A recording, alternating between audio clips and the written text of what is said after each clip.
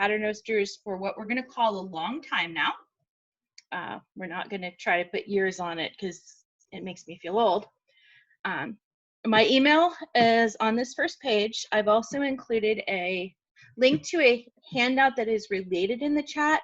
I have slightly reorganized this slideshow, but the handout will still have all the images that I'm showing you, and it'll have the citations of where they come from in more depth. So this is mostly a visual class, which is why I took advantage of the opportunity to teach it through RUM Online, because really people want to come to this and see all the pictures of skulls and skeletons.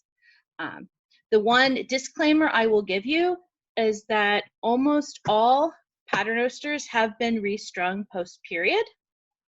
So we can't be absolutely certain that they're set up exactly the way that they would have been in period.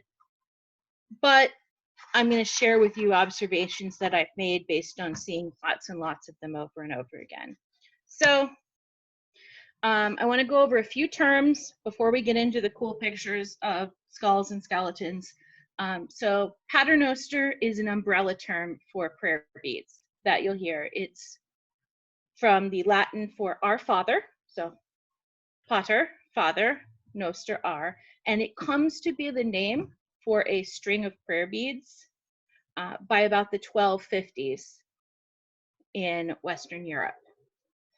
And it tends to be paternoster, the Latin, regardless of where you end up. And then they'll also have, a vernacular term for it. The Rosary, which is the set of prayer beads that most people are familiar with, is not standardized until the 1560s at the Council of Trent. So you may hear the word rosary, but that doesn't mean that they're necessarily talking about a rosary the way they think of it modernly. When you have a set of prayer beads, usually you're going to have a set of smaller beads. Those most common beads are going to be your Ave beads. They're the most numerous. Then you'll have some sort of bigger bead that sets off groups of the Ave beads. The most common number is 10. So we tend to refer to that grouping of Ave beads as a decade, even though in period there were lots more varieties than just 10. And then those bigger beads that are setting those groups of Ave beads off are called God beads. Sometimes they're specifically called potter beads or marker beads, because those terms might come up when we're discussing where skulls and skeletons appear. My purpose in putting this class together is people are always like, oh, cool, skulls, I can use them in my beads. And I wanted to give people an idea of how the skulls actually show up, what the skulls look like, so that you can use skulls in a way that ends up looking very period. So the last informational page before we get to the cool pictures of skulls, this is a brief list of image source codes that I'm using in this presentation. There's a more extensive list in the handout because the Gothic Ivories project from London actually has pictures of things from lots and lots of different museums. So for the simplicity of the slideshow, if it's included in the Gothic Ivories project, I just listed it there, but the actual piece may be held in an additional museum that'll still show up in the handout. So you don't have to remember all this because it's in the handout, but just to give you an idea of where these images are coming from. So first category that I use to describe skulls and paternosters is a complete skull. These tend to be pretty simple. I've given you images of what it looks like when they use a complete skull. You can see that these are pretty accurate. I only have one example that's very, very primitive looking. Most of these are pretty intricately carved, fairly close to what a real anatomical skull would actually look like.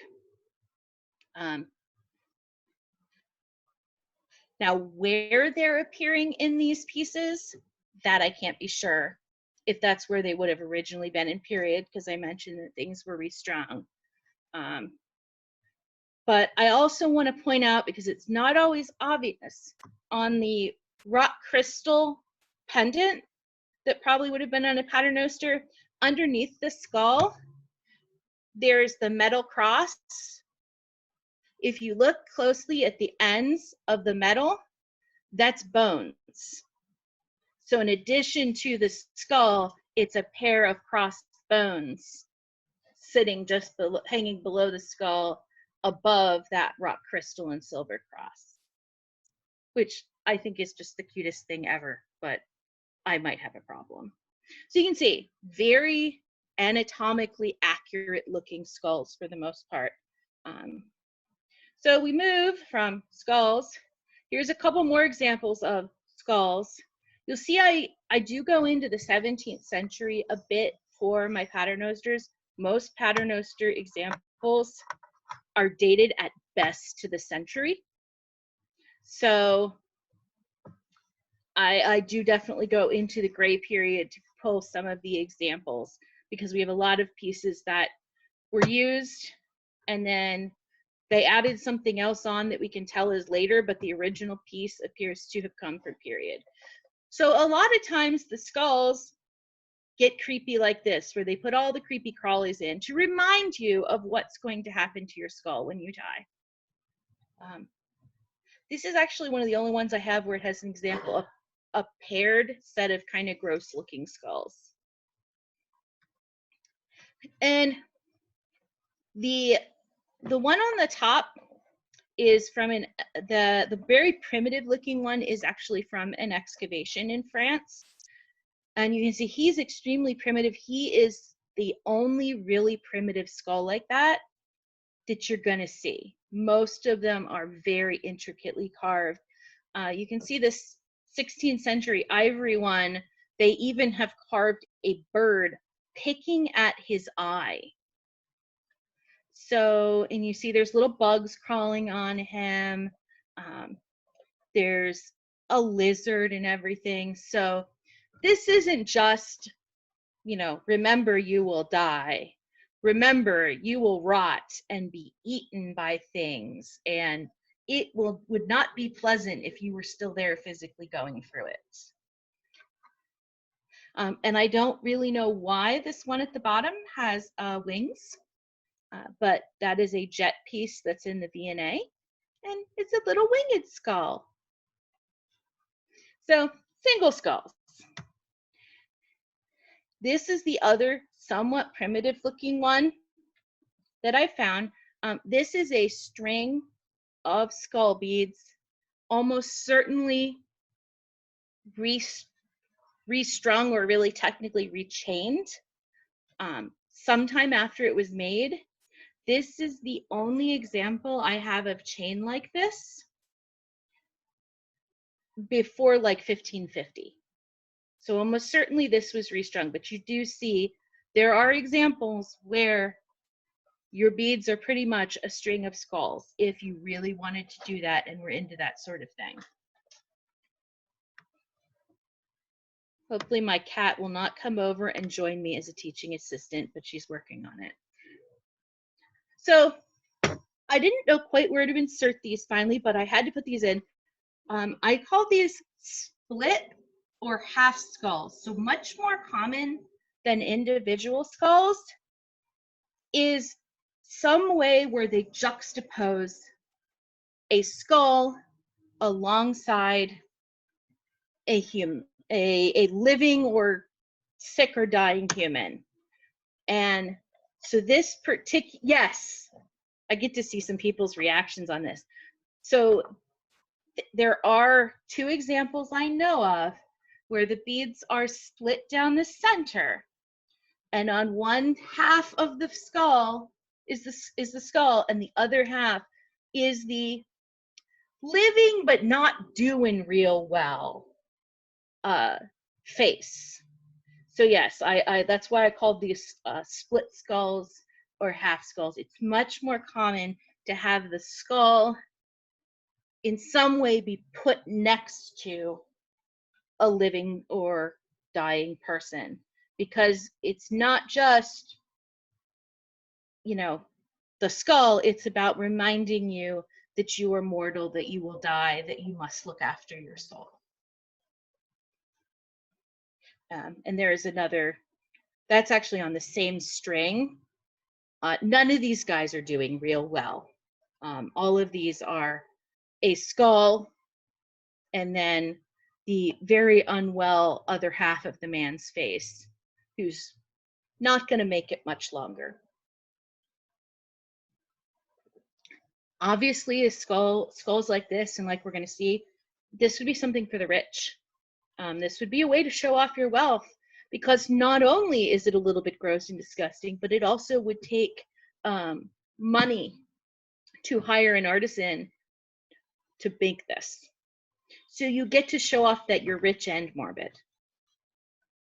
By the way, I have a really irreverent sense of humor for those of you who don't know me.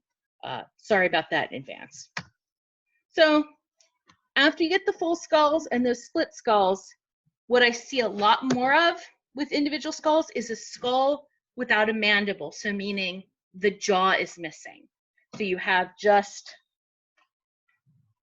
the upper part of the skull itself and no jaw on it.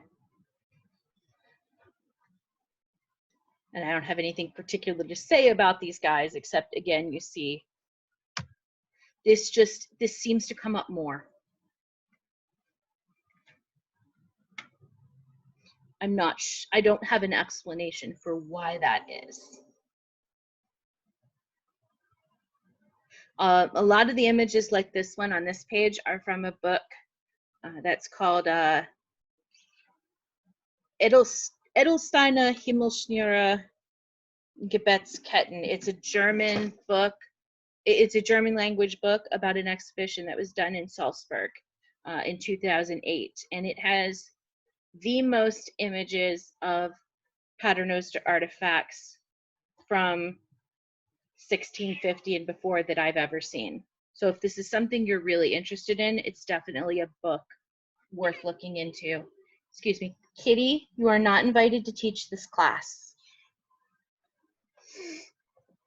So just in case you thought that the ones with the skull and the mandible couldn't be gross, I have included another ivory example for you where there's critters crawling all over the skull. Lizard on top, bugs on the side.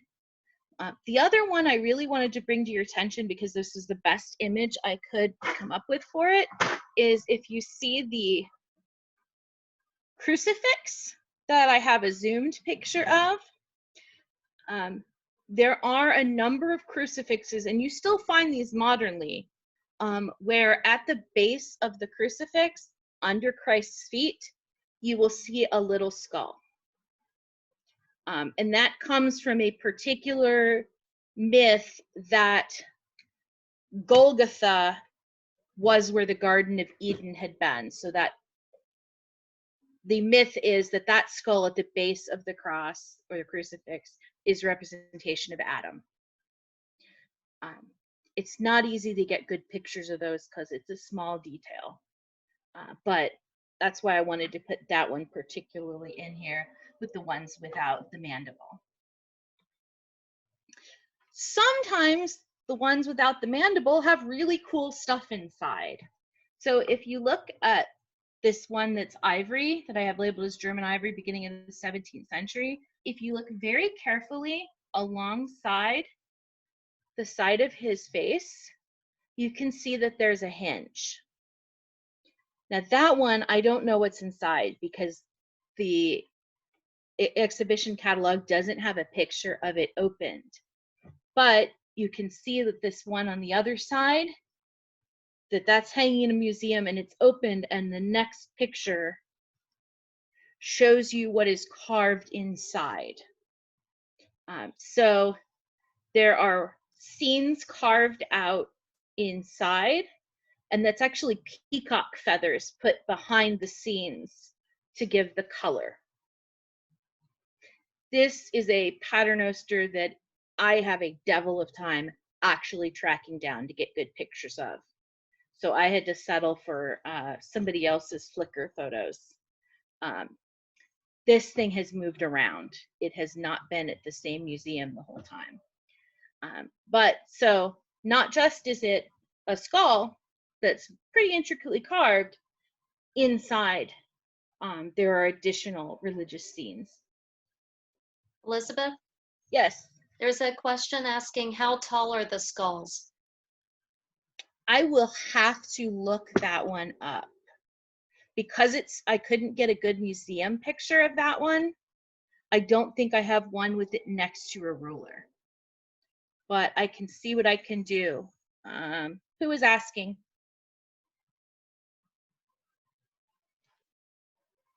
I'll probably butcher this, and I'm sorry. Anya Snehova?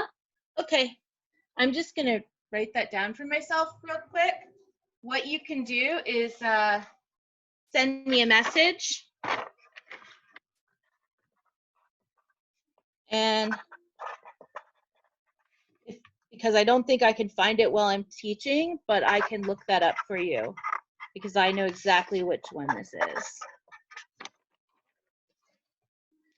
Yeah, either this one has moved around or there's two like this in the world, because I keep finding wildly conflicting reports on where it was in different years. All right. So, way more common than the skull the skulls without the mandible is my personal favorite. These are the death's heads. So what I mean by the death's heads is you have a face or a bust on one side, and then when you turn it around, you have the skull or the skeleton on the other.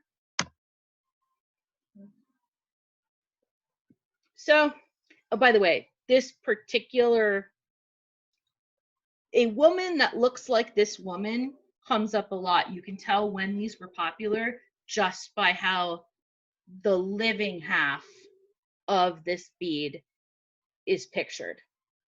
Lots of women with exactly this headpiece on. I have like 6 or 7 examples where the woman is wearing the same thing. This one is actually fairly beaten up compared to some of the other ones. So again, woman on the side, on one side, fairly young looking, but remember, death is lurking right around the corner. Here's an even more detailed one, and they've gone all in with the creepy crawlies. So again, a relatively young looking woman. It looks like she even has a pet sitting under her arm. Woman in the prime of life. And look, death could be around the corner for her at any moment. Yeah, there's lizards, there's worms. And I believe, I can't read the whole thing, but there's even Latin across the skeleton's forehead. Like I said, this is all about the pictures.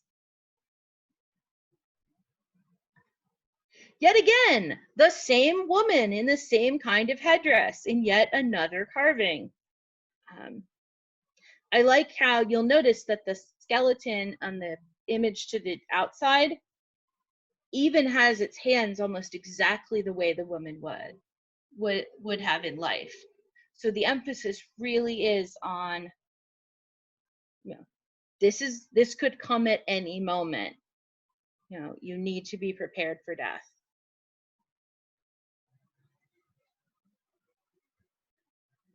But it's not just the women, we can get the men involved too. And what I've started here is I started with the healthy men and women.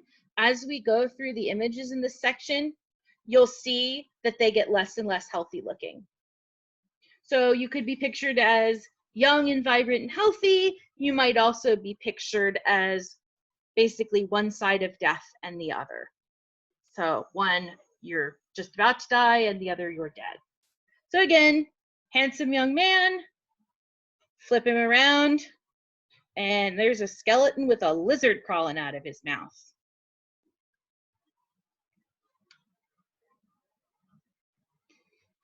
Another handsome young man. And the problem is I don't have good information on what all of these say.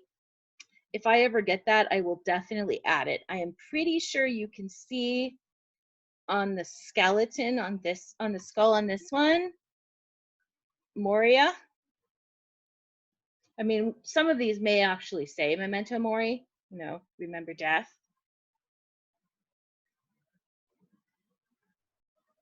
I'm trying to give a little bit of time for everybody to look at each of these images before I flip by.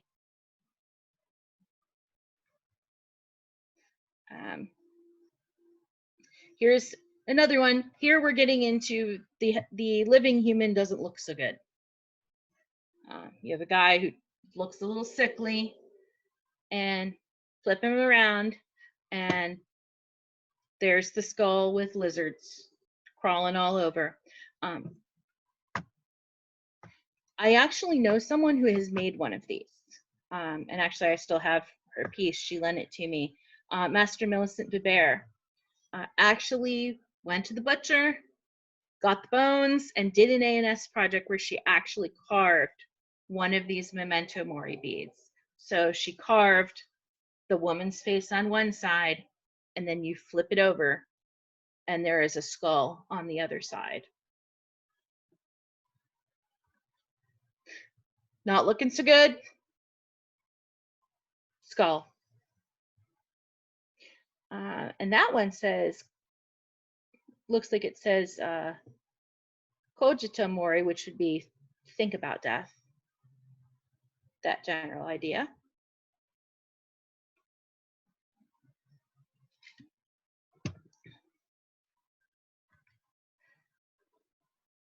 Another guy looking not real good, or he's been cramming for finals because he's got all the bags under his eyes.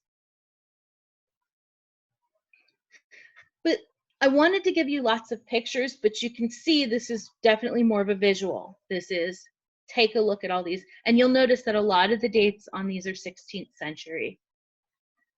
They certainly had the skulls and skeletons before, but it was clearly in fashion for a certain period of time. Really not looking good. I like the detail of the legs of the insects on this particular skull. They carve those nice and deep, and they're very visible even after all this time. And you got a snake on your head, and you have a lizard for some reason crawling across your teeth.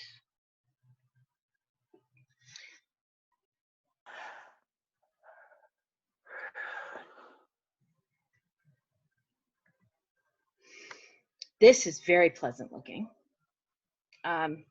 This guy might be dead on both sides of this. Recently dead and less recently dead. Yeah, they're fairly grotesque.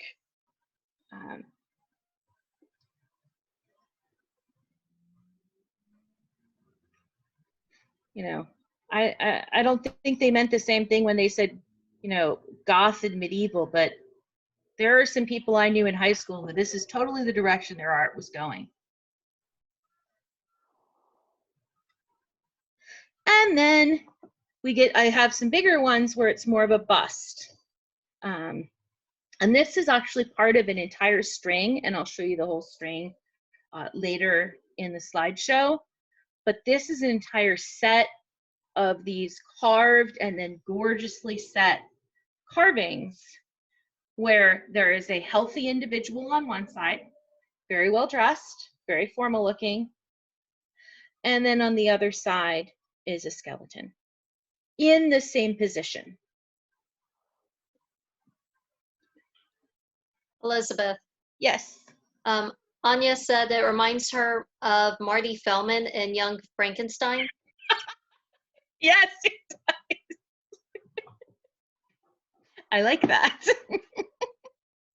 Yeah, I mean, you look at this long enough, you have to laugh a little bit.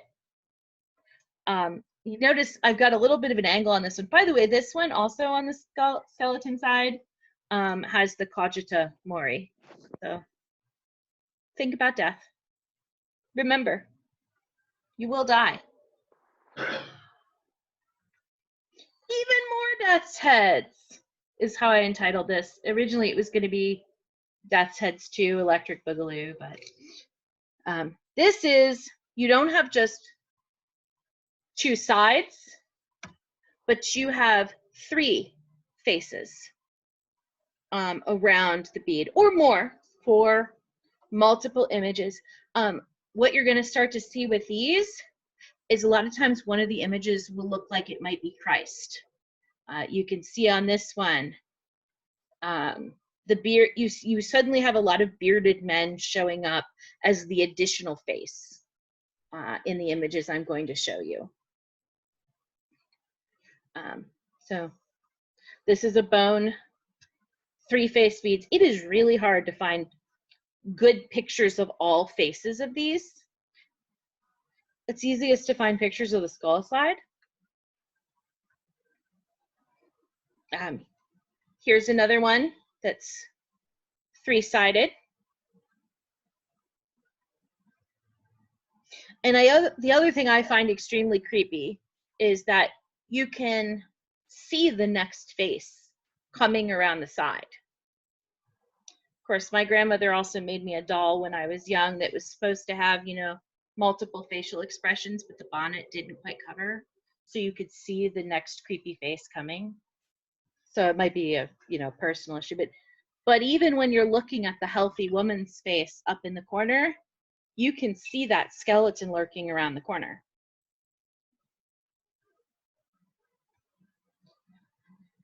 Here's another one I love. I wish I could get this one in color, but again, and this one, I think it's pretty clear that the male face of the trio is supposed to be Christ. You have that, what looks like the crown of thorns. So you have healthy woman, skeleton, but Christ.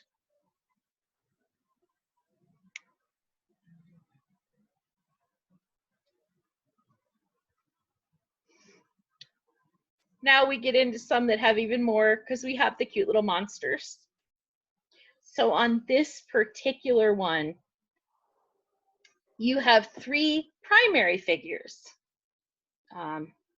You have a younger man that's in profile next to the skeleton.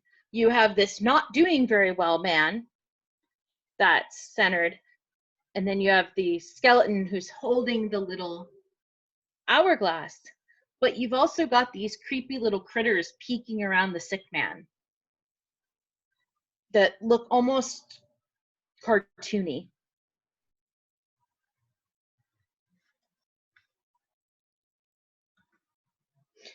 I also like this one particularly. So here you have young couple, probably almost like a wedding portrait style, young couple full of life. But remember, death is right around the corner. So, and this one, they actually successfully managed to make it so that when you're looking at the young couple, you really can't see that skeleton behind it, but you flip it around and he's lurking there with the lizard hanging out of his mouth. There's a lot of lizards. I don't know that dead bodies actually attract as many lizards as they've carved on here. I think it's more the bugs and worms. Here's another multi-face one. Oh, and I am sorry. I thought I had moved all of the descriptors. Sorry, that kind of obscures some of the faces. This is actually a 4-faced piece.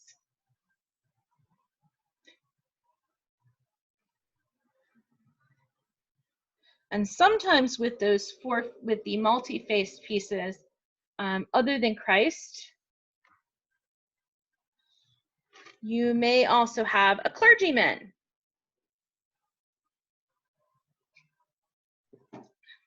So this is a particular set that's in the Kunsthistorisches Museum in Vienna. And you can see in this case, you have a noblewoman figure you have a clergyman with his tonsure, and then you have the skeleton. And this one is one of the more elaborate ones because they're no longer like fused together in the back. They're actually sitting in little arches from this little roof. Here's another young lovers. This one's even more clearly meant to be like a romantic couple. It almost looks like they're kissing. But behind them, lurking, is not just a skeleton, but I believe this skeleton does have a scythe. So you could be struck down at any point. You must always remember to take care of your soul. And you can see that skeleton particularly, it's not just bones. It looks like he still has some flesh and muscle, maybe on his lower portion of his body. Like I said, if you think it's too grotesque, it's actually probably not enough yet in these. These are particularly grotesque carvings. Ooh, combo platters. So we're approaching the end of the slideshow. And what I mean by combo platters is there are a couple of examples where you don't have just one kind of skull or skeleton represented, you have multiples within the same piece. But this one may have been put together later, which you can see in the middle of the blow up, it has one of those two-faced death heads beads where it's got a face on one side and a skeleton on the other. And then down towards the lower corner, that's a multi-figure bead. I would say based on the shape, that's got to have at least 3 different sides. One's a skull. This is an older black and white photo. One definitely looks like a not doing real well sick guy, and then I don't know what the third image is. But you can definitely mix and match these different kinds into your skulls and skeletons in Paternosters. And this one, here's my other combo platter. So you remember I showed you the half skulls and then some of the death's heads? They are actually from the same piece. And they're ivory carved and they're set in silver. That's actually in the Met. But you can see you don't have to stick to just one kind. These were all being produced in pretty similar time periods. And if you had the money to pay for one kind of carving, you would have had the money to pay for another. So yeah, that's why I entitled this one Combo Platters. And that is the end of my actual slideshow. So I'm going to stop sharing. I'm sorry, I just got to see some of the comments. Murderous bunnies. Yes, I'm a big fan of the murderous bunnies. So, like I said, this class is really best done when I could show you guys lots of images, because what I wanted to do was show people what the skulls and skeletons that you find in prayer beads really looked like. A lot of what you can find modernly is very primitive looking, and that's not, as you can see, the prevailing fashion. Most of what is there is pretty anatomically accurate, right up until you start adding the lizards and everything. But there's clearly a very realistic element to the carving. And that more examples than not, the skull or the skeleton is juxtaposed with some representation of a living person, because the emphasis is really on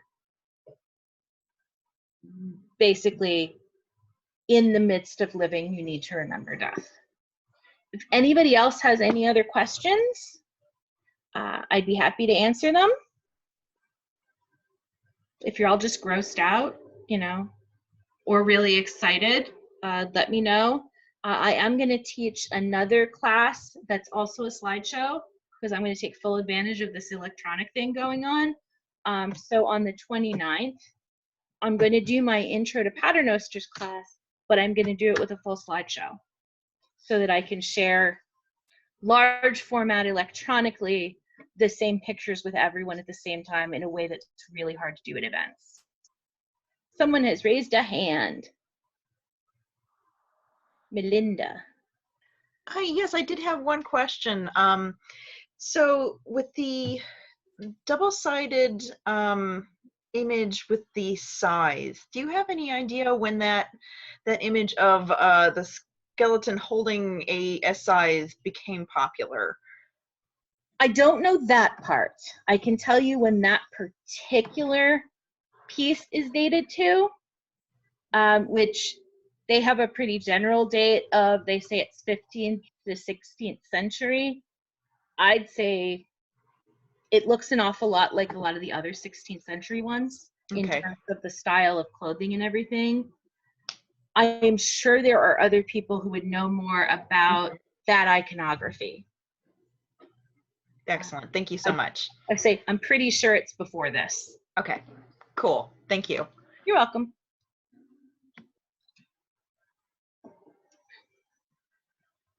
Yeah, I see that someone is having a lot of fun giggling.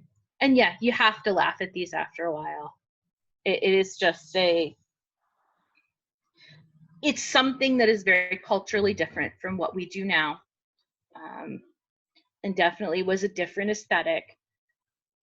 But they're really cool in another way. So it is never a problem for me to talk about paternosters if that's something you're interested in. I've had a lot of people contact me lately asking me for really early references. Always happy to talk about it. It's kind of my jam. So if nobody else has any questions, then thanks everybody for coming, and I hope you enjoyed it.